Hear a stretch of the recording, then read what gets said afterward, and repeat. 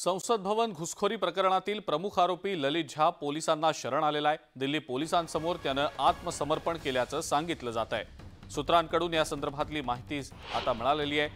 ललितकडे सगळ्या आरोपींचे फोन होते आणि हे फोन घेऊन तो फरार झालेला होता आणि यानंतर त्याच्या शोधासाठी पोलिसांची 2 पथकं देखील रवाना झालेली होती। अखेर ललितनं आत्मसमर्पण केल्याचं समोर आलेलं आहे।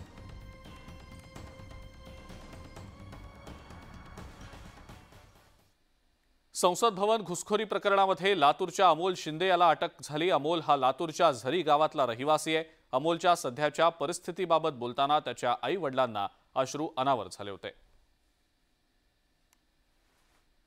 माझ्या लेकरानं काय गुन्हा केला त्याचा काही विचारपूस सुद्धा करायला नाही। माझ्या लेकराला कशानं अडकावलंय, का बरं अडकावलंय, माझ्या लेकराच्या काय इच्छा आहेत ती तर ऐकायच्या होत्या की सांगून घ्यायच्या होत्या। त्यांचे तेवढ्या ह्याच्यामध्ये गेलाय, तेवढा धिंगाणा केलाय म्हणून सांगते तर ती मग बाहेर चौकशी केलीच असेल की त्याने कसं मध्ये जाऊ दिले, कसं मग मध्ये जाऊन कसं पकडले त्याला।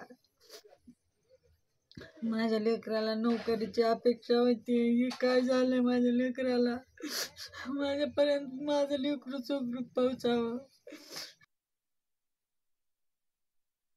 काय केले काय नाही काहीच माहिती नाही का आम्हाला। फक्त 9 तारखेला आमच्यापासून गेलाय पोलीस भरती आहे म्हणून, ह्याच्या इतर आम्हाला काहीच माहिती नाही। सकाळ 2 वाजल्यापासून चौकशी चालू, आम्हाला कुठलंच काही माहीत नाही।